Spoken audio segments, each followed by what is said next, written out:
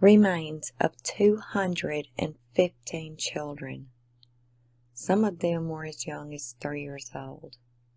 They were all buried at a site that was once Canada's largest residential school. This is just one of the institutions in Canada that would hold children that was taken from the families across the nation.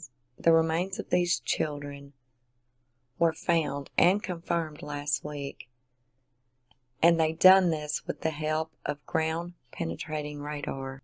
They're thinking that more bodies are probably going to be found of these children because there's lots more areas that they still have yet to search, and they plan to search those next week. See, from the 19th century until the 1970s, there was more than 150,000 First Nations children who were required to attend this state-funded Christian school as part of a program to help to transition them into Canadian society.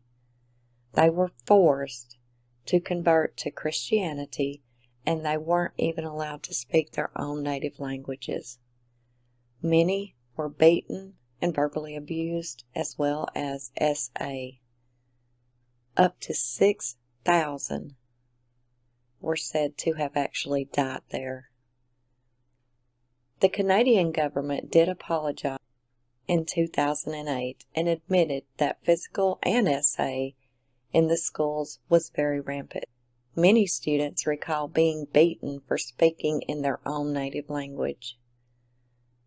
They also lost touch with their parents, families, and customs. The leaders have cited that legacy of abuse and isolation as the root cause of epidemic rates of alcoholism and drug addiction on the reservations today. There was actually a report more than 5 years ago by Truth and Reconciliation Commission, and it said it had reports of at least 51 deaths at the Kamloops School alone between 1915 and 1963. British Columbia Premier John Horgan said he was terrified and heartbroken to learn of the discovery, calling it a tragedy of unimaginable proportion that highlights the violence and consequences of these sort of school systems. The Kamloops School operated between 1890 and 1969, when the federal government took over operations from the Catholic Church and operated as a day school until it closed in 1978. It said that it is believed that these deaths are undocumented, and although a local museum is working with the Royal British Columbia Museum to see if any records of the deaths can be found. Given the size of the school, with up to 500 students registering and attending at any one time, they say we understand that this confirmed loss affects First Nation communities across British Columbia and beyond. So now, with having access to the latest technology, this will allow for a true accounting of the missing children and will hopefully bring some peace and closure to the lives that have been lost.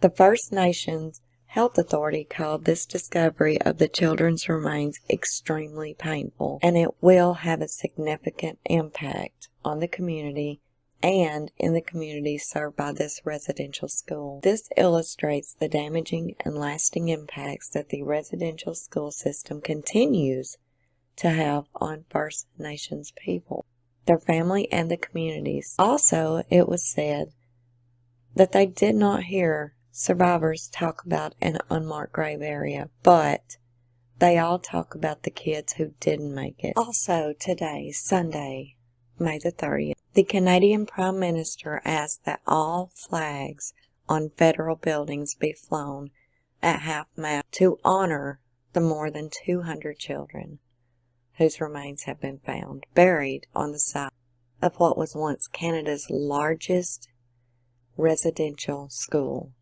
one of the institutions that held children taken from families across the nation.